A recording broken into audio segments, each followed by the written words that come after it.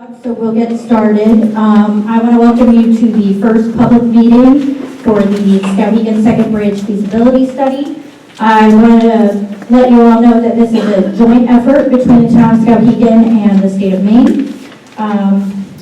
So I'm Christine Allman, town manager, and I'm also a study team member. Other study team members that are here tonight are Nate Howard. He's from Maine DOT Planning. Also Tom Errico from TY Lynn, and Craig Freshley from Good Group Decisions, and Greg Dorr, our road commissioner.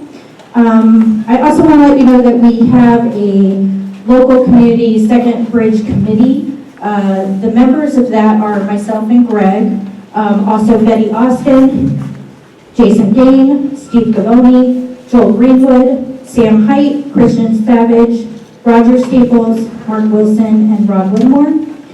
As we go through this process, the study will help us identify recommendations based on factors like mobility, safety, environmental constraints, costs, and other factors.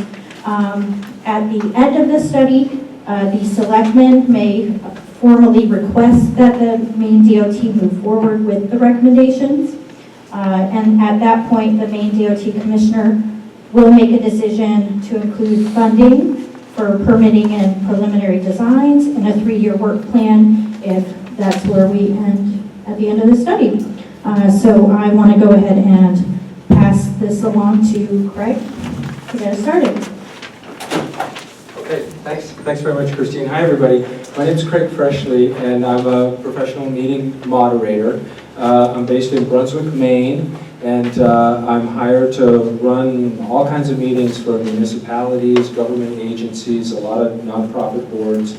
I've been doing this for 15 years, and basically I'm just here to help you all have a good meeting tonight. Our main purpose, really we have two. One is for you to understand the basics about the study, including some of the information we've collected so far.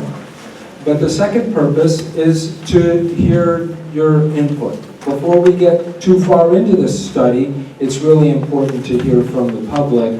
What do you think about a second bridge? What problems might it solve? What problems might it bring? Where do you think it should be located?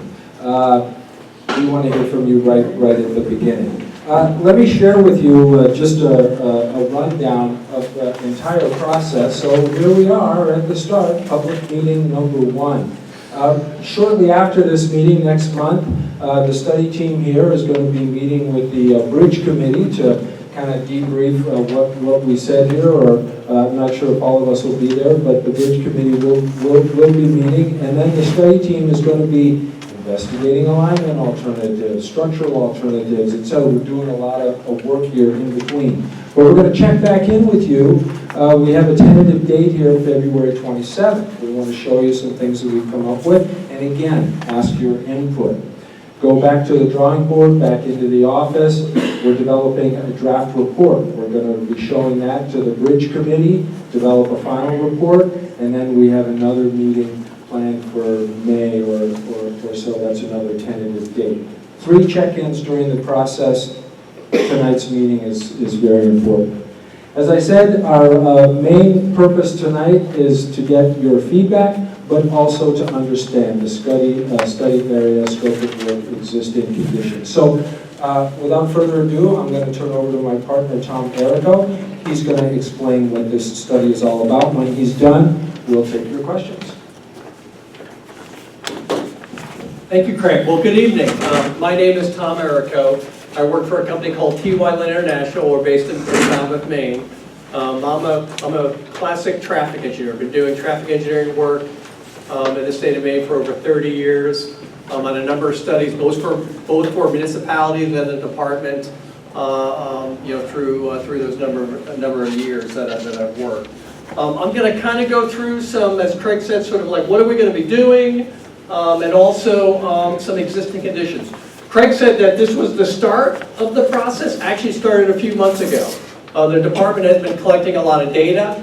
You may have seen some of those counting machines out in early June to collect information. It's really going to be important in terms of understanding the implication of any sort of new bridge alignment or other improvements. And so I'll talk a little bit about what we've come to understand with some of those counts as we move forward. So study area, Craig's going to talk about the purpose and need a little bit later, but fundamentally it's really a sort of a confined study area, really focused in around the downtown. I mean, that's really what we're sort of seeking in terms of evaluating how can we improve conditions in the downtown. We know there are problems.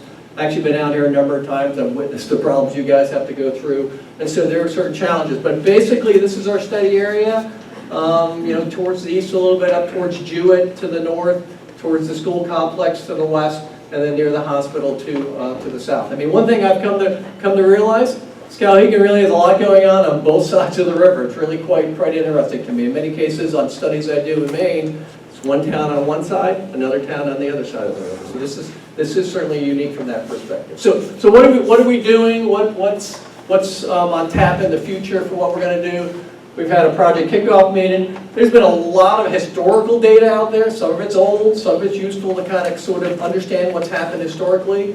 As it relates to Skowhegan traffic transportation studies. So we looked at a lot of that data. The department has provided that to us. We collected a lot of new data. As I noted, the department was out collecting 2 counts, which really measure how many vehicles are going across, the type of vehicles that cross or on the roadway. So we have an understanding of truck traffic. So the different kind of vehicle classifications. Understand time of day variation. So we collected data from basically 6 in the morning to 6 at night. So we really have a nice sort of snapshot of what's going on from a traffic perspective overall. And then understanding turning movements, what's happening at the individual intersections, and I'll talk about that in a minute. So ultimately, one of the first things, and we've already sort of gotten there, and I'll talk about it, is assessment of current conditions. We want to kind of understand baseline issues. We have to really document that. Are there congestion issues? And I can say, yes, there are congestion issues. Are there safety issues? And I'll note, yes, there are safety issues, but we really need to go through that data, sort of create the foundational issues and deficiencies that are in the area to help us sort of think about how we're going to solve those with what kind of improvement scenario in the future. The next step in the process is assessing future scenarios. And that's sort of what Craig talked about. We're going to sort of go back to the drawing board after this meeting, start thinking about what we hear, really important tonight, listen to your thoughts and ideas about how we can solve some of the problems here. We're going to go back and look at some of the things. One of the things that we do as part of any study that's really going to be investing a lot of money in the infrastructure is thinking about how it's going to work in the future. So we're going to do something called the 2045 forecast. We're going to look 25 years into the future. What's traffic going to be like in 25 years? So that when the department or the town or both make some investment in the infrastructure, we know it's going to work for many, many years. So we'll be making forecasts. We actually have a consultant on our team. That's what he does. That's his expertise. He actually looks at population, socioeconomic, tourism information, and basically comes up with forecasts as part of understanding what's going to happen in the future. We'll look at a no-build option. What if you do nothing? Now, obviously, if it's not working today and you grow traffic into the future with changes, probably not going to work in the future either, but we need to set that baseline condition, and then we'll look at alternatives. What happens to traffic in the area if we add a bridge here, add a bridge there, do this improvement, do that improvement? So we'll evaluate those conditions with those different scenarios. Develop recommendations. Again, Craig talked about it. I'll be honest, we mostly have typical studies that we do are, we have 2 public meetings. For this study, we have 3, as Craig noted.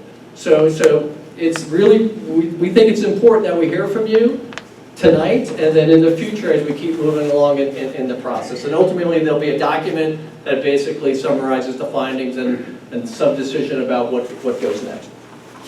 So how are we going to evaluate all those alternatives? What are we going to do? Well, there's going to be transportation measures. There's a handout, and on the back of the handout, it lists some of the things that we're going to be looking at.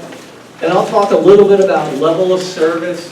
When we evaluate how well an intersection works, we have these models, tools that look at an intersection, and based upon traffic control, if it's signalized, if it's a stop sign, how many cars and trucks are going through it, the geometry, it spits out a level service answer. And it's like a school grade card. And I got some stuff later that'll kind of present what we see out there today.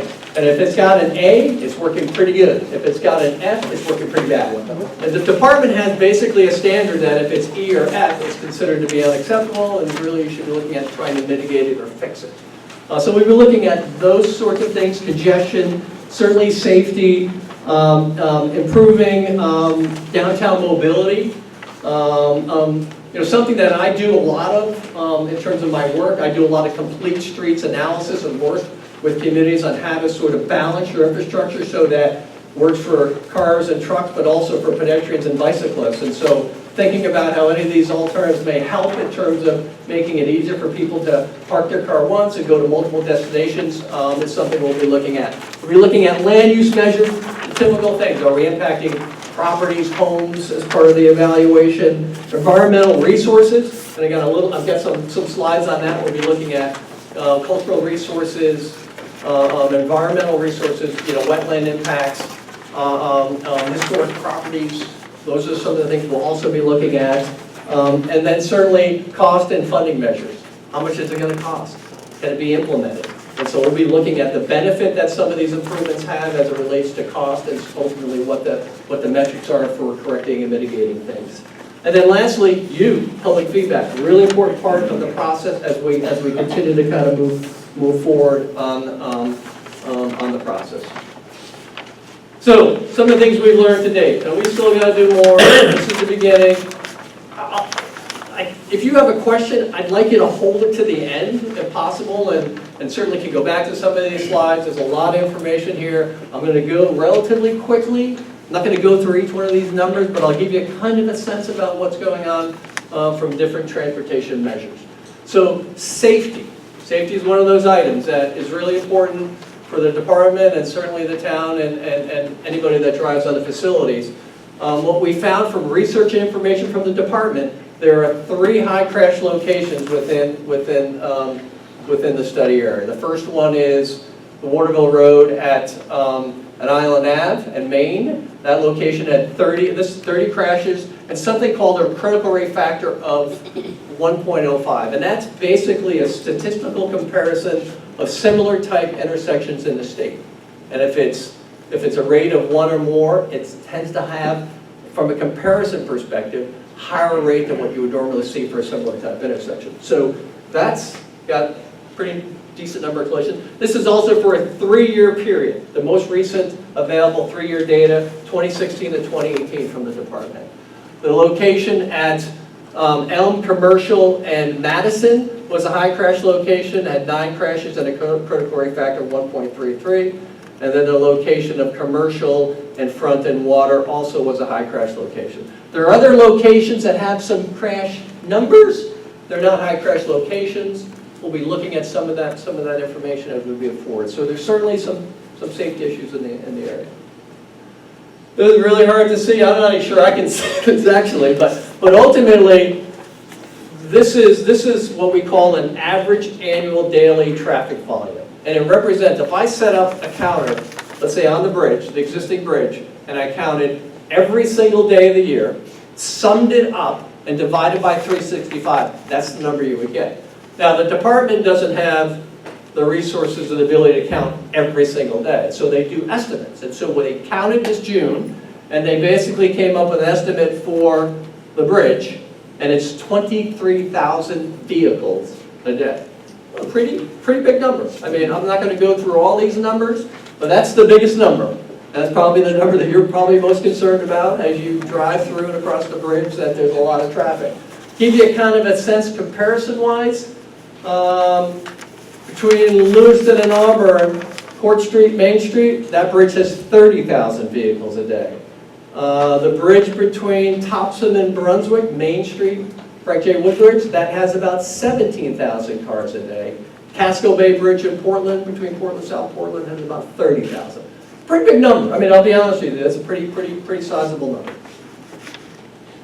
Talked about truck traffic. It's something that we really want to get a handle on, and certainly understanding patterns and numbers. Again, I apologize, really hard to see, but basically there's about 1,000, and then this is not a daily number. This is the number of trucks we recorded in the 6 in the morning to 6 at night time period. So this is a 12-hour snapshot that we collected through those intersection counts. And so there's about 1,000 trucks.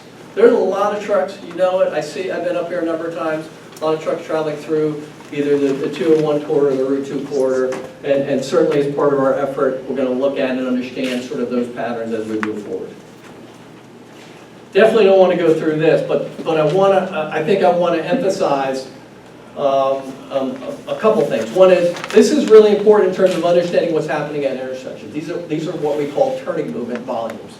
How many vehicles are turning left, going through, and turning right is really important to us in terms of understanding the performance of those intersections, and also specific patterns that will help us understand what happens if you change the infrastructure. So really, really important. So we understand that basically the peak hour in the morning, again, we count it from 6 in the morning to 6 at night, is basically 7:30 to 8:30 in the morning. That's roughly the peak hour in the morning. That's pretty traditional in Maine, just so you know. That's the morning. Afternoon is 3 to 4, which is a little bit earlier than a lot of other communities in the state. So it's probably related to school traffic and some other things going on in the community. But traditionally in some of the, I'll say southern Maine and even Bangor area, it's more closer to 4:30 to 5:30. So it's a little bit earlier here. So we understand sort of those peaking characteristics and what's going on from a traffic perspective at each one of those intersections. We'll be looking at the morning time period and the PM time period as we move forward. And again, there's a couple more intersections up on this is Jewett Street to the north. Again, we've got similar data in terms of understanding turning movement data there. So one of the things that we did is assess from a modeling traffic perspective how well these intersections work from that level service perspective. Remember that letter grade, right? A being a really good intersection, A being a really bad intersection. And we did it for the morning and we did it for the night. And so what did we find basically? That certainly the intersection at Island and Waterville is an F. Doesn't work well. Go out there any point during that peak time period, what do you see? You see traffic queued up out of sight. And so our model, we calibrated it. We went out there and measured queues and tried to get the model to sort of calibrate conditions so that we look at other alternatives. We have a high level of confidence that the model's going to replicate conditions there as we change volumes. And so some problems certainly exist there. And then the other location is Commercial, Elm, and Madison is the other location that has an F condition. And then similarly, during the PM, it's a repeat. Q's, F's at those same two intersections. Generally, the other intersections work pretty well. I mean, I know at some point in time there may be some backups for some unusual conditions, but based upon general engineering practice, and the model, they work pretty well. So that's transportation, and then environmental. And I'll just say I'm not an environmental engineer planner. We have a consultant on our team that's doing the analysis, and so they've been out collecting information. They're going to be reporting back to us on baseline information. This is just, again, this is our study area downtown. There's the bridge. This is basically either eligible historic properties, the yellow ones, or listed historic properties. Again, we need to understand the implication of any sort of change in the infrastructure on these resources. So we've got it documented, and it's going to kind of give us that information. Additionally, understanding conservation land and other types of property that, again, we need to understand where they are as part of understanding a potential impact with a bridge as part of the evaluation of conditions. In terms of endangered species or plants, there's just one. It's the eagle's nest at this location.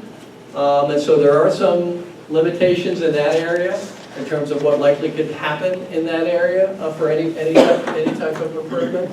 And then lastly, what we call wetland and other sort of water resources in the area. We're looking at those.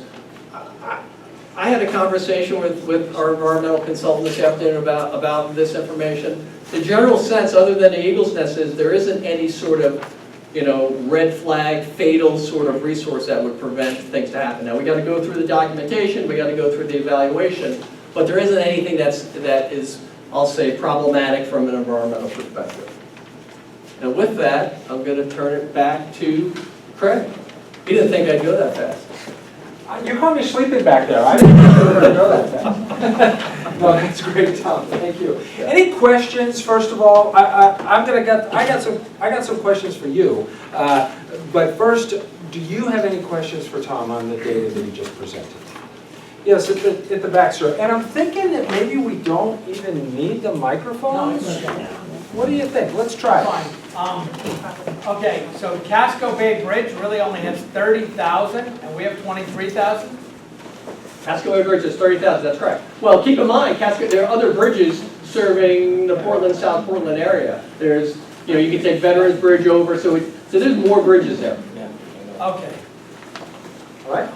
Yes, sir. Excuse me, you said there's about 1,000 trucks a day. How many cars a day? 23,000, well, so that was for a 12-hour snapshot, right? So let's say that there were, I don't know how many, in the middle of the night, but roughly there's going to be somewhere in the 22,000, other vehicles, non-truck vehicles that are on that bridge. Total 23-ish. That's what the estimate is. So there's only 1,000 trucks about, and the In that rest? 12-hour period, from 6 in the morning to 6 at night, that's what was recorded. That was in the first week of June of this year. Other questions for Tom? Either on the study design, what we plan to look at, and the data collected so far. Please. So, again, a question back to the trucks versus cars. If there's only 1,000 trucks, and I'm seeing the concern being trucks, and I would agree because I live on 201A, so yeah, it's bad. But there's still 22,000 others. So the trucks are about half of the traffic. Right, am I? No, Holy 22,000 is 1,000 trucks. Oh, I mean, it seems like it's really the cars. So the other thing, just and again, I don't have the data here in the slide presentation. From a percent perspective, because that's the other thing we look at, particularly when we're looking at how well an intersection performs. We do trucks matter, right? You get to the Island Ave Waterville intersection because of the geometrics. Trucks slow things down, and so they matter. So we input that data. Traditionally in Maine, a percent truck within an hour is roughly 2, 3, 4%. In this case, there are locations that are 6, 7, 8% during those peak hours. So there is a high, in terms of percent trucks happening in the hour period, it's a little bit higher than what you see traditionally in the state. Okay, yes, sir. These 1,000 trucks, can you identify them? Are they 18-wheelers or? We do know them. Through the count, they collect information on the vehicle classification of them. So we do know the size, and they're basically axle based. So we have axle information on those vehicles. They're all 18-wheelers then? The ones we're talking about are all the big semi trucks. 1,000 18-wheelers. Okay. Any other questions? One more. Let's sure. Where are the trucks going once they cross the bridge? So we don't know that yet. We're gonna get to that. I mean, I'll just say there's another consultant on our team that's actually using a model to understand something that we call origin destination of traffic. And that's really important because if we stick a bridge here, how is traffic gonna change? Traffic from Newport on 2, what will they do as they go to wherever their destination is cutting through Skowhegan? So he's got a model. It's actually state-of-the-art sort of modeling information that uses an app-based cell phone data that we're going to have a really good idea of what's going to happen with various alternatives and routings through the area. Any other questions? Let me show you the purpose and needs statement. This statement is not necessarily final, but it's what we're working with. And it just says to you and to the study team and to everybody, why are we doing this? And I want to take a look at this statement. I want to read it, and I want to make sure we understand what it means, and I want to ask for your input on it. The purpose of the proposed action, maybe a bridge or an improvement or whatever, proposed action, is to provide a transportation system that will connect routes 2 and 201 across the Kennebec River in Skowhegan and support improved regional mobility for people and freight. It's going to help us get around better. The preferred alternative will most effectively mitigate safety and congestion issues in the downtown area while having the least projected impact to local commerce. We want to improve safety, we want to reduce congestion, but we want to make sure that commerce in the downtown doesn't suffer, right? We want to keep the economy going, the downtown economy. The proposed action will also improve the resiliency and redundancy of the regional system and enhance regional safety. So, as you know, we care about downtown Skowhegan, but what happens there is critical to the region as a whole. We want to make sure that people have other ways to cross the river and get around throughout the whole region. It will be supported by reasonably available local, state, and federal funding. Code for, we gotta be able to pay for it, right? Whatever action we come up with has got to be economically feasible. Does this make sense to you? If not, please ask a question about it. Or if you think that the purpose and need should address something different or should have a little different emphasis, we'd love to hear that from you. What do you think? Why isn't there any alternatives that include an area outside of the city? In other words, a bypass or something like that. And I get why, you know, commerce, they need to have traffic, I get that. But when you have 23,000 cars going through the downtown Skowhegan every day, Yeah. you know, can't we figure out a way, a compromise to, you know? But that's a good question. So let me turn to my colleagues, or maybe even Christine or somebody on the bridge committee, to address this question. Why are we focused on the study area and not a potential bridge far away? Anybody? I'll take Try a it stab at it. Not only that, she's going to use a microphone. No, I'll take a stab at it. So I think what I was hearing, I wasn't part of the process the last time we had this discussion. But I believe that a lot of the contention was about discussion about a bypass. And so when our Board of Selectmen started the conversation last year, it was made very clear from the Board of Selectmen to the DOT commissioner that we didn't want to talk about a bypass because we felt that our community had a real issue with that at the time. What was the issue? Take- Taking traffic out of the downtown area. The downtown commerce would suffer. So what number would the traffic, the car traffic or whatever traffic have to be before that was considered? I mean, there's no, you know, there is a limit to how many vehicles can drive through the downtown every day. What is that limit? Maybe we're at odds. I'll just use this map because it's convenient. The way I understand it, maybe we don't know. We're just getting started. But maybe there can be some sort of bridge nearby. Let's get a better map. Maybe the study area map, maybe that one. Maybe. Yeah, this is a better close-up. So that reduces congestion, improves safety on these bridges, but yet still brings commerce through the downtown.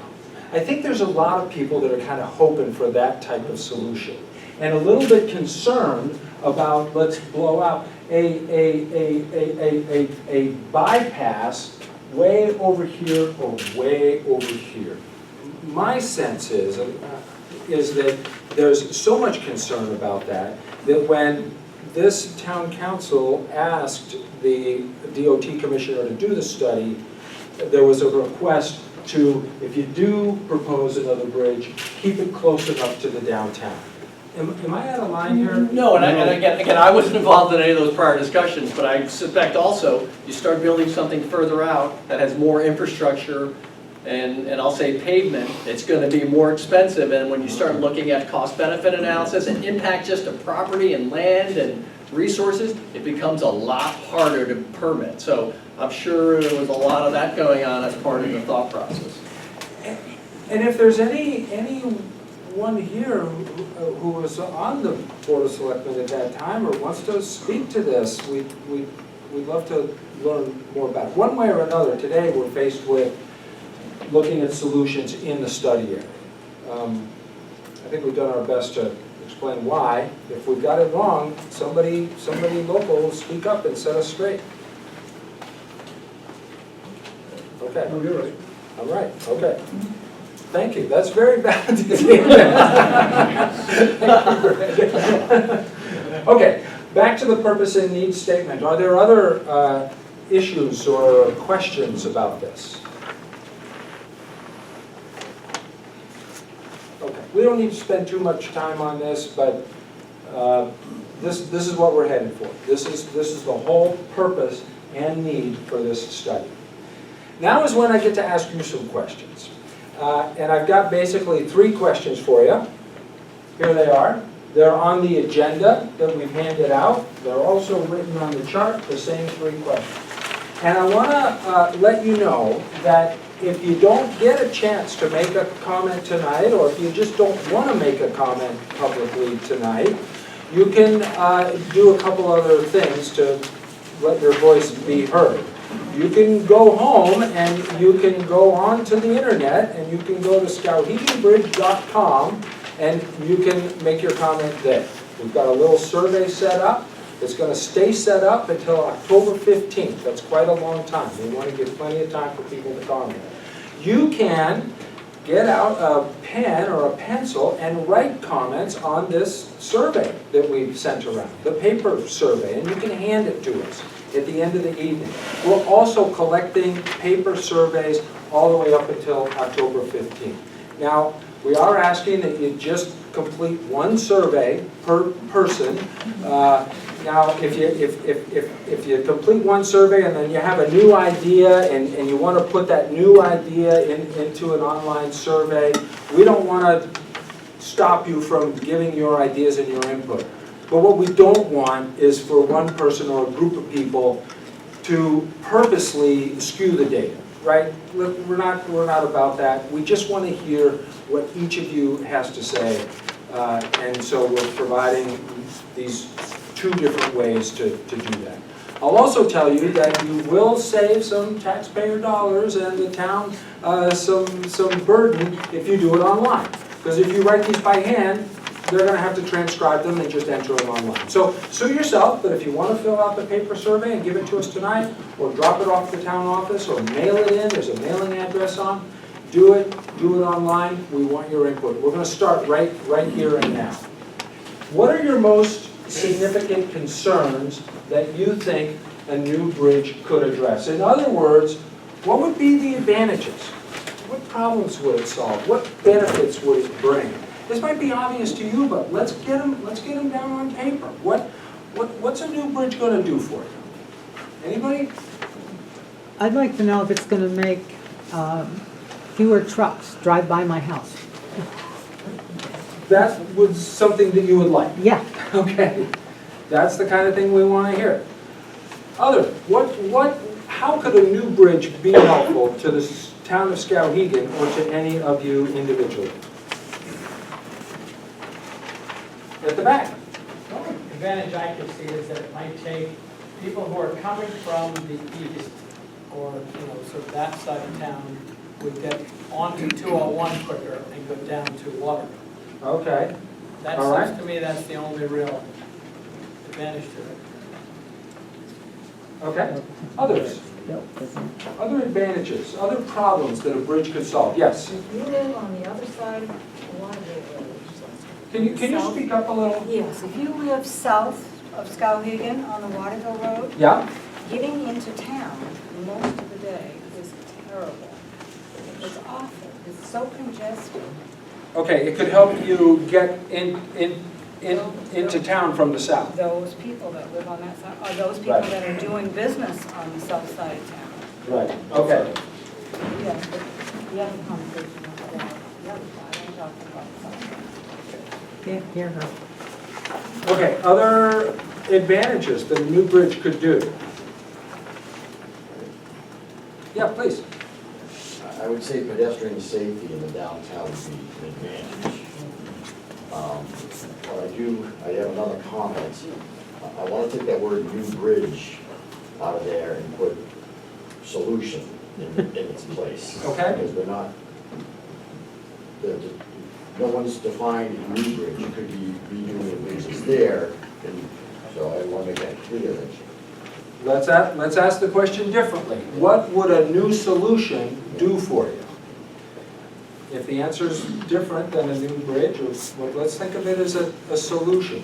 Another way to say this is what problems need to be solved? Please. The problem of an accident or weather-related vehicle breaks down on the bridges. I mean, once that's happened, if you're lucky, you still have one lane, but if you get to the point that there's no lanes, it doesn't take long before you have a serious problem with traffic on both sides of the road. Okay. Others, please. In question number one, the current problems, Yeah. a new bridge would help all of those problems. Plus, emergency response from fire department, ambulance, and police officers also. would help. So when you said a new bridge would solve all those problems, what do you think It would help. it would help? Help solve all of those problems. So what do you mean by all of those problems? Reducing all ones listed as number one. Okay. Plus the. Okay, I see, you're looking at the circle, thank you. Yep. Okay. Others, what else we got? I have another question too. Out of the 23,000 vehicles, only 1,000 of them are trucks. But has anything been looked at to try to bypass the trucks around the town? And how much of an impact, other than 5%? I mean, there's 1,000 trucks is probably about like 5,000 or 6,000 cars. So take all the trucks out of the picture, and I would think that it would ease a lot of the problem. Right, right. You're really down to question 3 and wondering, couldn't we just bypass the trucks, right?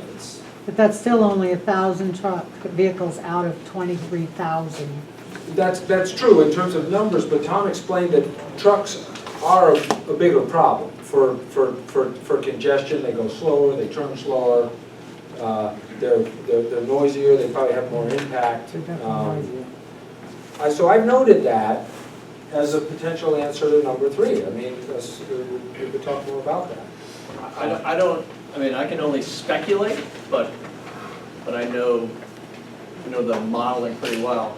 I would be surprised if removal of the trucks from those problem intersections would solve those intersections. I just don't think it would be enough, but we can look at it. I mean, it's something we could certainly look at. If you pull those out, what would happen? But my gut tells me you're still going to have congestion at those intersections. So, All right, let's go to you, sir. Yes. I'm concerned not only with the number of trucks, but the freight that those trucks are hauling. All right, tell me about that. What is your concern with the freight? Well, most of them are logging trucks, Okay. and logging trucks have a way of not being totally tied down like they should be, maybe. Okay. And we don't always know what's inside the box trucks. There could be some things going through our town, there probably are some things going through our town, Okay. that we ought to be more worried about than we are. The tankers. Tankers. Okay. So I think another crossing might distribute that more and make our town a little safer. Okay. Okay, thanks for mentioning that.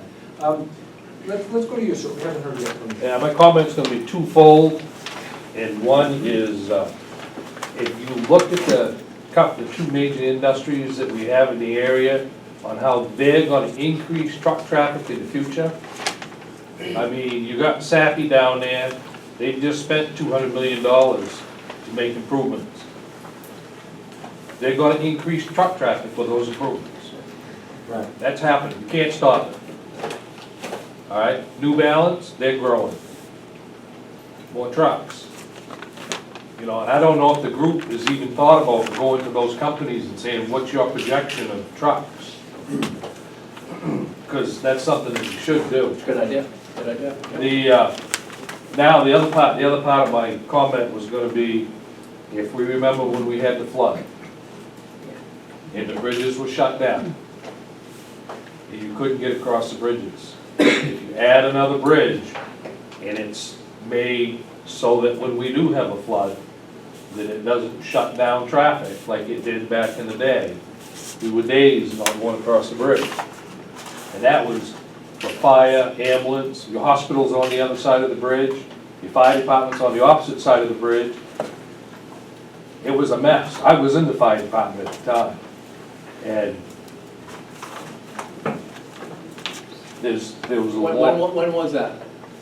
Flood of 87. 87. You know, a lot of people have forgotten about that. Sure, I have. Ain't a lot of people have. But there was a whole set of circumstances that took place there that really could have been a lot worse. Let me show you, I've been making some notes on the screen here, and while you were telling that story, I put them into little categories. First of all, fewer trucks has come up over and over again. And specifically, you've got both safety concerns with the trucks and mobility concerns. Concerned about spills from the trucks, whether it be logs or liquid or hazardous material. You think that some kind of solution or a bridge could improve pedestrian safety and better emergency response. That's related to mobility, and this one about redundancy. I think I got some redundancy ones here. Let me just see. Improve mobility, traffic flow, congestion. Yeah, we better. You know, there's a second way around. If there's a problem. And then you mentioned these ones. If you said something that you don't see on the screen, let me know. I'm trying to capture not every word of what you say. There's actually a recorder capturing every word of what you say, but I'm trying to capture the highlights. Let's keep going. What else could be solved by a solution? Yes? I just wanted to add about, the gentleman mentioned about the logs being strapped down to the trucks and everything. Okay. I worked commercial vehicle enforcement for a large part of my career, and every truck that's hauling hazardous materials is labeled as such, and there are really strict laws pertaining to that. And as far as the logs being strapped down, it very seldom do I not see a load strapped down, and I still look even now. So they are trained to. They are pretty damn secure in that respect. Okay, fair enough.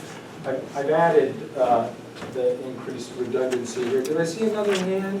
Yeah. Yes, ma'am. I'm curious, how are you going to reduce truck traffic downtown, but you're not going to reduce the car traffic downtown? We don't know. We don't know. We got to study. I mean, it's not a simple solution. It's very, very complicated. And we're just getting started to try and figure that out. It's not so much about reduced truck traffic and not car traffic.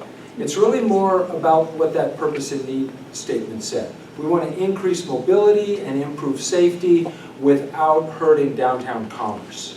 That's the puzzle. I tell as sort of a response, did a study in Saco recently, and one of the big complaints was Poland Spring trucks, right? There are 400 trucks a day on Route 112 down in southern Maine, and it became a big issue. So we went and actually met with Poland Spring to kind of understand what they're doing, their projections, get sort of gauge sort of what's happening. They provided us information about their trucks and when they sort of leave their facility. And what truckers don't want to be in congestion. So one of the issues was driving by this middle school in Saco. And what we found was trucks aren't driving through past the middle school in the morning because it's congested. So my response is, how are we going to figure it out? I mean, if downtown becomes more multimodal and vibrant, and it's a little bit quicker for a truck to go somewhere else, they're going to go the quickest and easiest path to get from point A to point B is what truckers want to do. They don't want to sit in traffic, and so we got to get at that sort of a little bit in the study. Yes, sir, and then anyone who hasn't spoken on this question, we're going to go to question 2 in a minute, but we want to give everybody a chance here. Yes? I just want to clarify, in a certain sense, we're not talking about removing the trucks from downtown. We're really talking about adding a second bridge to spread them out. That's right. A truck could choose to go through downtown, and they're going to. Well, they're still going to, I mean, and again, help me with this, because one of the papers said you're looking at a solution of a bridge within a mile of the current bridge either side. Is that about the area? Yeah, okay. Just so we have some gauge. Yeah. So in a certain sense, you're really not reducing, you're spreading out. Fair enough. Okay. Just so I'm clear on that. Yeah. Okay. Yes, sir. I'd just like to follow up on what that gentleman just said. I was born in Skowhegan, been here 73 years, in November, I guess. Now we know your age. I was also state senator for 8 years in this district, so I got a chance to talk with a lot of people. And I got to tell you, the bridge issue is pretty much at the top of the list. Now, in regards to where the bridge should go, we're not going to solve that tonight. But this gentleman made a very good point. First of all, if we have a bridge that is further away from the existing bridges, that is, in effect, going to get the truck traffic, and it's not just trucks that's going to go across that bridge. You're going to have a lot of cars take that bridge too, that have no need to go into town. They just want to get around town. So, E3E, and I'm sure if you've looked at some of the previous documents, you can see that E3E was the designated area because we ran into funding problems and a few other problems. But we can have more conversation about that. But I think that it's going to be important to make sure that that bridge is not too close to the existing bridge so that we do relieve the pressure off those two. Okay. I wanted to mention, when we talked about pedestrian safety, it's not just safety, but it's also helping people feel safe to go across. A lot of white-haired people that don't go really fast are afraid to shop downtown because they don't know that they can get across the street. So just making people feel better about being downtown, I think is important. I'd like to say. Anyone else who has not yet had a chance to speak up who would like to? Yes. I'm retired from Sappy down here, and I get newsletters monthly, and I was just talking to a gentleman in front of me here, too, about it. Sappy just bought a mill in Quebec. They're going to start shipping pulp possibly down here. More truck traffic. Probably day and night, so they're going to feed the mill. Right. So we've heard a couple instances where truck traffic could actually be projected to increase. I'm breaking a promise to Christine, I wouldn't open my mouth, but I'm going to say one thing. I said it's okay. Okay.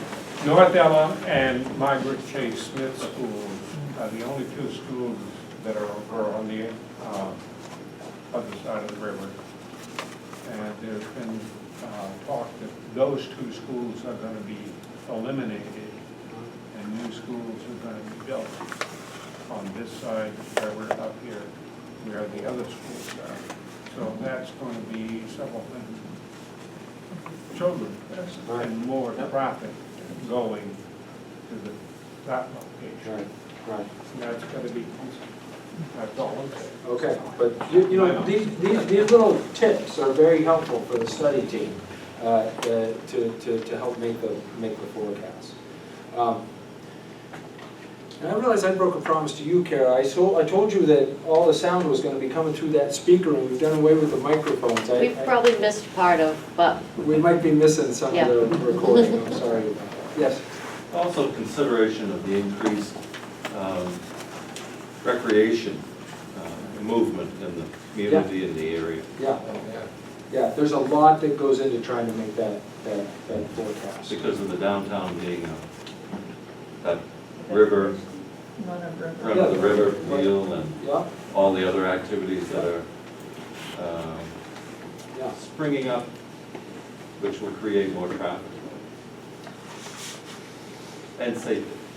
Yeah. So these are the two big concerns: safety and mobility. I just want to make sure that we're really clear that we're going to take away from this meeting that, and probably even they're in the right order, that safety is your biggest concern, and congestion and getting around is your second. But those are the two big concerns of the people of Skowhegan. And you blame maybe is not the right word, but you're concerned that trucks are the biggest contributor to both of these problems. Is that a fair statement? These are the two biggest problems in this order, and there's a consensus that truck traffic is a significant contributor to both of these issues. That's kind of my summary statement of what you've said. Hit the back. I think it's cars in general that are the problem. I mean, when you're downtown, people don't stop and you can't get across the, Right. you can't walk downtown unless you're like really, treating it as like an adventure sport or something. It's not just trucks. Yeah. It's everything. It's 23,000 cars. Not just the run of the river, it's the run of the road. Yeah, it's the road. A couple more comments on this, and then I'm going to ask you just a sneak peek ahead. Of course, you know that this is coming. Concerns that could be created. You know, what bad things might happen if you did build a second bridge or have some other solution. We're going to get to that in just a second, but yes, sir. Is there a limit on how many times I can speak? Well, you haven't hit it yet, but I just want to make one more comment. There was an economic impact study done back when the bridge bypass proposal was made. I think there was a couple $100,000 spent on that study. And that study did indicate that the downtown economics would actually improve when you take the congestion. It's a small town. And you take that congestion out of it, because Skowhegan is a destination town. We've heard many, many times that when you do a bypass, and I'm not promoting a bypass, but I'm very adamant about getting that bridge far enough away so it does have a positive impact on safety and the amount of traffic and all that. So I just want to make that. Yeah, that's really helpful. Let's not lose sight of the fact I second that. A second bridge could actually improve downtown commerce. Let me ask on this question, what new problems or negative effects could be created if there was a new bridge or some other solution? We've got one here already. If a new bridge is too close to the existing bridge, it might not have the intended effect. You might spend a lot of money and you'd still find a lot of traffic in your downtown. What other concerns? The placement of a new bridge obviously impacts the roads around how you're entering that bridge, how you're exiting that bridge. Right. But, so I guess my concern would be if that bridge were on the, let's say, the borderline of that impact area that you guys are studying, does the study group then have to go a half a mile all around that to see what happens in all those other roads? Because, and I'm saying this, and I'm probably going to be directing it to the MDOT more than anything else. I see how, I'm going to use Madison Avenue as an example, we solve problems in little blocks. And then But the next problem happens, and the next problem happens, and we solve Madison Avenue in these little blocks. So Madison Avenue is not a flow traffic. It's a DOT design that happened over 25 years, but it's no longer a nice road to be on. So what I'm saying is, if this happens, we need to have a master plan that ties it all back together, so that we do have a nice downtown and a nice Madison Avenue again. Yeah, I don't think there's any question that one of our analyses will be what happens if a certain facility is built, second bridge, say, and how does it change traffic patterns? Does it add traffic to a neighborhood street? I don't, again, we'll have to look at that and assess those things, and we'll feed you that information in terms of understanding the implication. If you put it here, this is what it's going to do to that street, and that could be an unintended consequence of building that just from a simple point A to point B travel way. And so, but related to your question, absolutely, if you're able to pull some traffic out of a certain street, you could redesign it, make it more livable, more balanced for pedestrians and other users of that facility, and change it. And that's sort of again, if you remember those measures, one of them was, how's it going to impact pedestrian, bicycle, sort of complete streets measures. And so that's one of the things we'll sort of try to document as we look at those things. Any others want to take a shot at this question? What other concerns could be created? My comment ties into what you just said. We're not going to eliminate these vehicles, we're just going to redirect them. And the people that are very upset with the truck traffic and car traffic now are people that bought homes, bought businesses, and come to Skowhegan.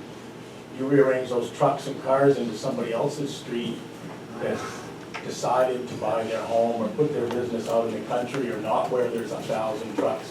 You're just shoving your problem into their front yard, and it'll make you feel better about it, but you're ruining somebody else's life to save your own.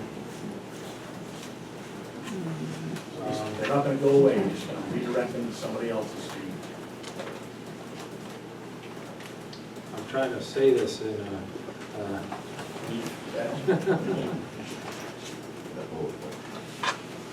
a bullet point, right. The high levels of vehicular traffic could just be directed to become someone else's problem.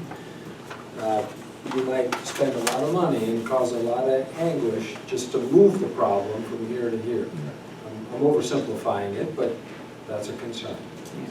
Please. Oh, man. I'm not much of a public speaker, but this is something that's concerning me also. Well, go for it, Gary. No, I guess my concern is that something isn't resolved through the citizens of the town. MDOT will eventually do it for us. I think that's kind of a concern of mine. I mean, if we can't come up with a solution through our discussions and everything, if MDOT is going to do it anyway, they're going to pick a place where they want to put it, and they'll do it. Okay. Is that wrong or not? Am I saying something that I shouldn't be, but it's a concern of mine? Yeah, let's hear from the Sure. MDOT. Yeah, so I don't know, probably a lot of you remember, we talked about, E3E, the old study. The previous, Skowhegan transportation study, it wasn't just a bridge, it was a bypass, 5-6 miles. It was a big highway, right? It was a ring road that was proposed around Skowhegan. In the late 2000s, it was getting close to getting permitted. The Eagle's Nest came. There really wasn't public support for it. And one of the issues was, it was concerned, you take all that traffic out of there, the economic impacts in downtown. And at that same time, we realized there's just not the fundings for this major highway.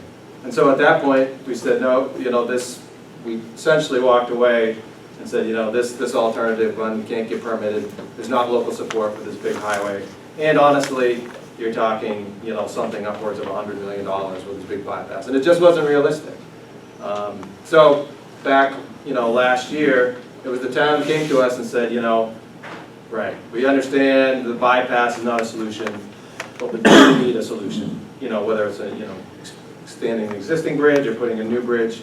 So that's why we're doing a joint study, right? This is the town and DOT trying to come up with a solution, right? Really, if the town didn't come to us, honestly, we probably wouldn't do anything. You know, we might fix intersections, you know, you maybe try to squeeze a little width out of the existing bridge, but probably nothing would happen. So now we're here, you know, with the town and working on a solution. So you're right, probably, you know, if the study hadn't come, you know, that these problems would continue on. So I think, you know, by the end we'll have at least a solution, you know, that we could all support. Okay, thanks for speaking up, Nate, that's really helpful to hear. We haven't heard from you, ma'am, let's hear what you got to say. One of the concerns would be how much property is going to be taken off from our tax roll. Okay. Thanks for speaking up. At the back, sir. I was wondering, what about Elm Street and onto the Norridge Bridge? Because the problem, it seems to me, is you've got to take people, you're going to have to try to take people, you're going to take them across the river, and then they're still going to want to go west toward Farmington. They're all going to pile up at that intersection again. You take them across the river, they're going to hit 201, and then they're still going to want to go west. So they're all going to pile up at that intersection again. So is there any way to sort of like divert some of the traffic straight down Elm Street and Norridge Avenue and right to that new bridge in Norridge? You know what I mean? I mean, like, they're all going to go from east to west anyway, or west to east, a lot of them. So it doesn't seem like a solution if you just punch another bridge in a little bit east of town, because then everybody's still going to pile up on it, you know. Yeah, if it's not too far out of town, you're still going to have congestion at potentially those two F intersections that Tom told us about. So the unintended consequence we got to be careful about, even if we do build a new bridge, we still got to take pressure off of those two intersections. Right. So what about that Norridge Avenue? Well, I mean, I have not at all looked at that. That's not, we're not there yet. But my initial reaction is, why aren't they doing it now? There must be some reason why they're not doing it now. Because again, they want to go the fastest, most direct way as part of getting, you know, for the east-west movements. And so there must be some reason. I mean, well, I hear what you're saying. You know, we'll look at that, but got to be a reason why they're not doing it now. Well, they don't know about it. You know, the High Street, Sure. So we're into. Rebuilt though. Yeah, it's not a great road. You'd have to rebuild that whole stretch. Well, you know, it might be cheaper to build a stretch of road than to build a bridge, right? I mean, we're into question 3. What are your ideas for solutions? The one that was said earlier was bypass just the trucks, not the cars, but the trucks. But, you know, other solutions are what I'm going to call traffic management with the existing or upgrade existing roads. Let me put a couple of these on the screen. Yes, sir. North Rock Avenue is definitely not a truck route. I'm not taking my truck that way. No way. It's too small and too many corners and too narrow. There's a reason. Oh, yeah. Right. We're taking all the ideas. Yes, ma'am. I came in late, so maybe I missed something, but it seems to me that a lot of the truck traffic is coming from the north where the woods are, going to the mill. That, they want to go from 201 north to 201 south. And I don't understand how a second bridge is going to get them out of town. Because they still have to go through town to either get to the second bridge or the first bridge. Right. What is she missing here? So to give you, can I give you some data? Just again, I'm still digging into it. So just call it draft. But looking at the truck volumes, right? Remember I talked about that 1,000 right on the bridge. It's almost equal. How much is going 201 south, and how much is going to the north past the school on 2? It's almost equal. Show us here. So this is yeah. So it's almost equal in terms of there's the number that's 634 and it's 689, and then there's like going down 104 there's 200 and something. So it's split. So there is I mean, we kind of know this, and we're going to get to the bottom of it, but we know there's this going on, and then there is that. There's definitely that going on, and then a little bit of both, but. There's just as much going. Yeah, east, so west, there's as more than north, you south. think that doesn't do just 201. There's some Route 2 traffic. Okay, yes, ma'am. Might I just say, I live on 104, and those pulp trucks are the same, going to the same place as the... Coming in the back way, going in They're the back way. just going in the back way. Yeah. So you need to add those two numbers together. Well, it's funny. I've never been on 104 before. But driving here today, I said, you know what? I'm going to get off and take 104 to get here. It's interesting way to go, actually, right? And I can see the back way into the mill. It's just another way to get to this area. It's just kind of interesting. What are other ideas for solutions? Or if you like the idea of a bridge solution, here's a question, where should it be? Far, far away. This is your chance. Far enough away so that it solves the former senator problem. speak for the third time. Sorry, but, you know, having been through this so many times before, so much money having been spent. Again, the bypass aside, if the bridge is south of town, in that E3E location, or thereabouts, it's not going to take any pressure off that 2 traffic going west, but it will take it out of town, because they will pick that bridge up south of town and cross over on 201 and then go through that intersection. Right. So in answer to your question, Yeah. I think when it's all said and done, and I could be wrong, but I think that's probably going to be the best location. Now, what you do with traffic coming off that bridge going north, a lot of it's going to be going on to 150, which is North Avenue. And when they get on 150, they're going to have to cross over somewhere. Whether it's going to be at the drugstore intersection by the fairgrounds or a little beyond that. So I didn't quite, did you understand where that is, Craig? I didn't. So you're south of town. So is that south of town over here? No. So that's north. South. This over here? The other direction. Okay. Past the Eddy, you need the other map. E3E. Oh, back over there, back by the Eagle. Yeah, well, the Eagle's gone. He's down by my house now. Oh, okay, so let's go back to the environmental slide. Yeah, right there, that map. It won't, a couple more. You'll It's be pretty at close to that environmental. yellow line on the right-hand side. Yeah, there. Yeah. So down there. So this is basically where you Yeah, want to put the bridge? well, in that area, there's, A little further east. Okay. yeah, I think the proposal said something about the state garages and that was the on-ramp, and we already own that property, and it was a span bridge going across the river, and coming up and picking up 201. But again, if you look at that E3E, you'll see exactly. Yeah, I have. It's just like, I wasn't sure what you were suggesting, so, okay, got it. Other voices, opinions on if there is a new bridge, where should it be? Or if not a new bridge, what are some other solutions? Well, I mean, I certainly like this solution with farther east, but I'd also, I mean, we've been tossing around the bypass word a lot. And if we are really talking about a bridge going from a current road to another current road, it's really not a bypass, but it's out of town. So, do you like that idea? I do like that idea. Okay. But here's the other question. If you put it to the east, what about all the traffic that's coming in from the west, from Farmington? It's still going to pass through that intersection. It may not cross the bridge, but it's still going to pass that intersection to get to the other bridge. Yeah, it's a great point. I think we're going to have to evaluate, you know, that is like ground zero of congestion and safety. I remember 30 crashes, it's got the big F, all the Qs.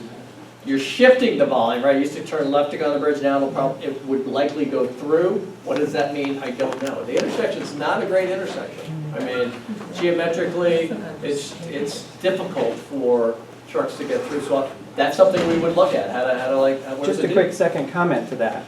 If we do put the bridge that far east, is it out of the picture to not redesign that intersection there?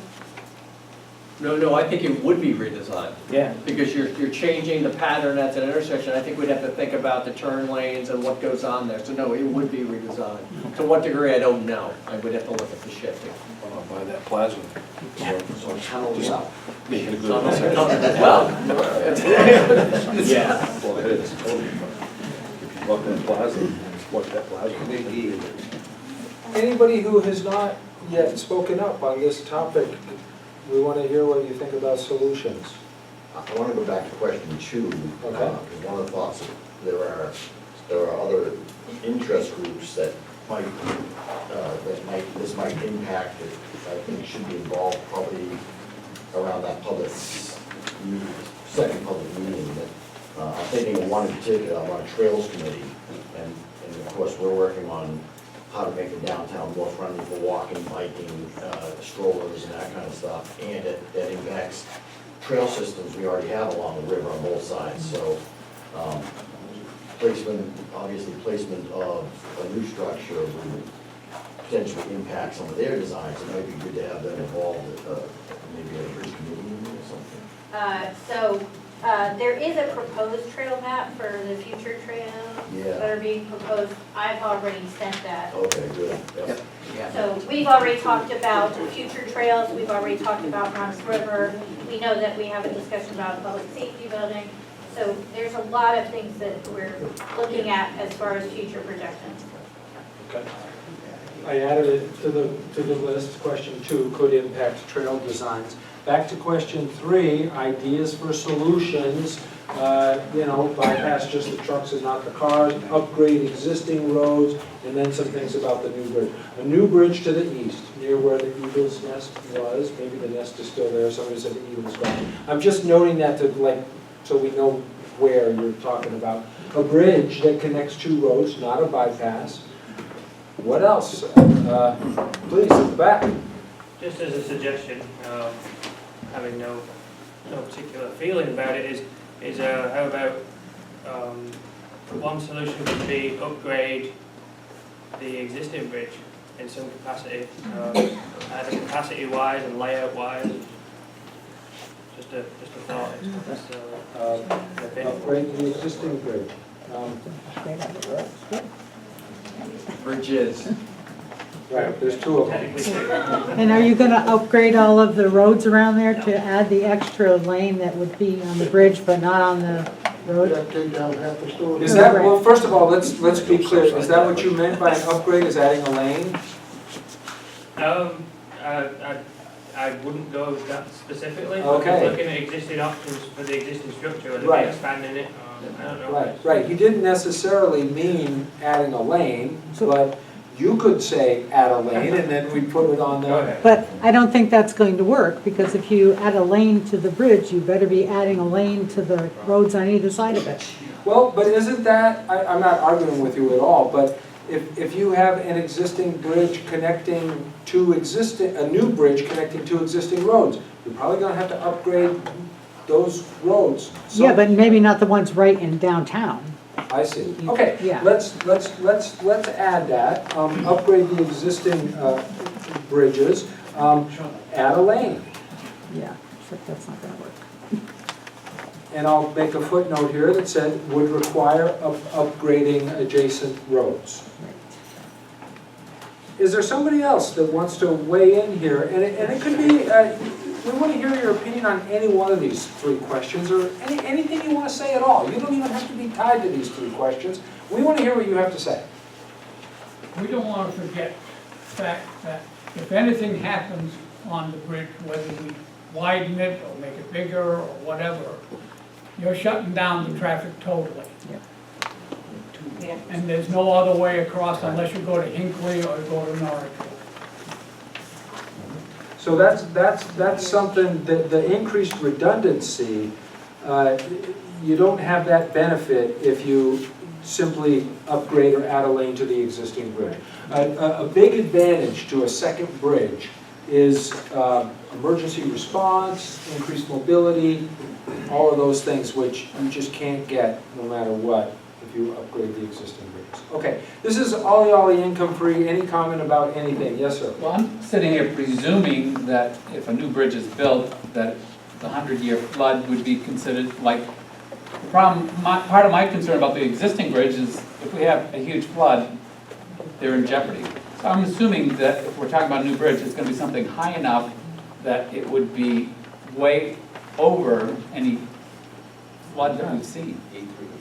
I mean, that's been my thinking, but maybe it needs to be said out loud because I don't know if everybody's thinking that way.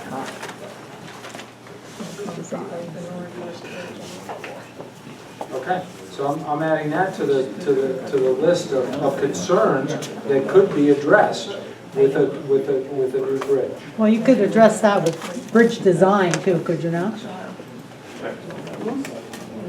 Yes, we'll be, I mean, we have bridge engineers on staff that'll be looking at different bridge alignment options and what it mean. Again, I'm not a bridge engineer, but we have staff that will look at what standards we need to meet as it relates to flood and other issues. Please. This is kind of for the DOT. Have you guys ever looked at taking the parking lot across from Southside Tavern in public domain and cleaning up that whole intersection? First he's writing it down. Right, I'm writing it down. Yeah. Yeah, it's a comment, right? Right, no, but Yeah. you obviously know what I'm talking about. Right. Well, I don't, so Oh, can you just tell okay. me where it is, so I got it down? Yeah, as you cross the two bridges, Yeah. you come into the worst intersection in the whole world, Yeah. all right? There's, to your left-hand side, New Balance owns a building right there, and then there's Yes. a little strip mall there, Yeah, I know which where you is, are now. which Yep. is empty most of the time, or Yes. three-quarters. Yeah.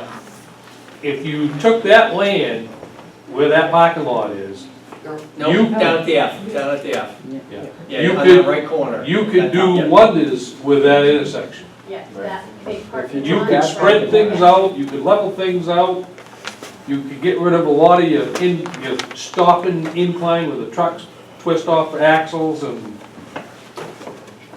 So I think it's related to some of the other responses I gave and questions that you had. We'll be looking at improvements at those intersections, and is that, again, it's not in the public right away, but are there opportunities to improve that intersection by thinking about utilizing space outside of the public right away? We'll be looking at that kind of stuff. I mean, that's been there for years, and I've always surprised when somebody hasn't looked at taking part of that parking lot and just cleaning up that whole intersection. There's also been a couple of houses that have burned down on that intersection. There's a couple of houses have been removed from that intersection since the last time this was looked at.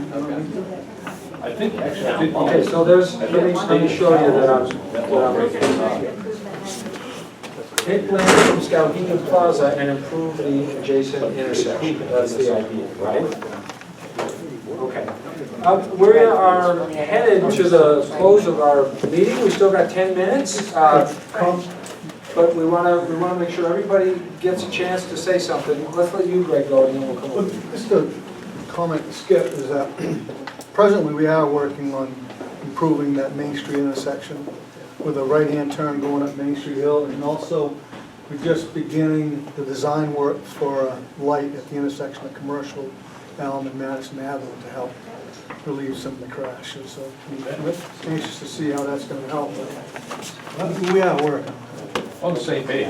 Thanks for waiting. I just wanted to mention that, I think it was 2 years ago, maybe 2.5 years ago, when we had a fire right there at that intersection. And because of that, all of the bridge traffic was stopped.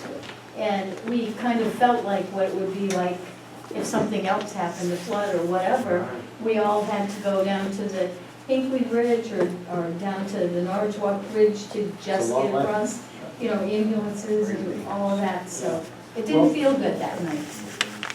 We're back to your number one concern, which is safety. And that's the biggest thing that a new bridge will do for us.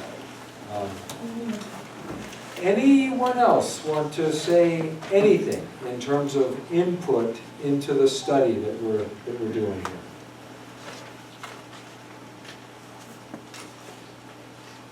Okay. I still just want to get his response. Yeah, well, no one has suggested a tunnel. Probably I shouldn't have said that, but I overheard somebody whisper the word, so. Yes. How about a rotary? A rotary. Is that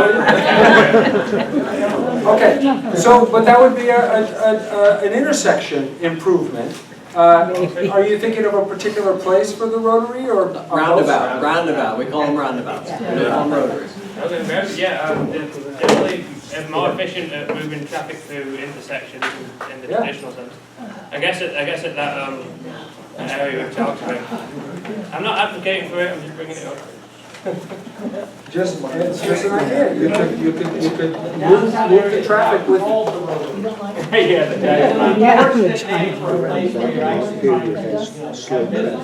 By about 30%. It's called the rotary. That triangular piece of ground there. Yeah. Oh, that's what you call the rotary. Okay. Okay. It's a triangular rotary. So we're talking about something different here, which is a roundabout. And is there anybody that doesn't know what we mean by this? No, we don't know. We know. You know, we're starting to see them more and more. You know, it's just a circle. It replaces traffic lights. Yeah. Any other last comments? We're gonna give Nate and Tom a chance to make the last comment. Christine, if she wants to, but we want to hear any last public questions or comments first. Nothing else? Anything you guys want to say in closing? No, great turnout. Thank you very much for coming. And stay in touch. We want to hear from you in the future. Anything? No, great. Fill out the online forms, the feedback, and thank you. Good. Christine, is there anything you'd like Have I to asked say? a question? Okay. Somebody got a question? At our last meeting, I made a suggestion, I don't know if it's appropriate or not, but I would like to see a show of hands on how many people here tonight feel that we do need a new bridge, and how many people we don't. How many people feel that we need a new bridge? Yeah. How many people feel that we don't need a new bridge? Okay, so I'm going to call that 80% to 20%. You might even call it 90 to 10. Try 90. I mean, nobody counted, but I could see it as well as you could. We just need to do it properly. 85 to 15. Consensus. Okay, keep in mind that we want your additional comments between now and October 15th. Skowheganbridge.com. If you go there yourself, you'll save the staff some trouble. But whatever way is easiest for you, we want to hear more about what you think. Of course, we've got to keep in mind that public input is just one of the many things that we're looking at. Public input alone is not going to make this decision. There's lots of factors that go in. It's a big, complicated problem, but public input is really important. Nothing? We're good? Thanks, everybody. Meeting adjourned.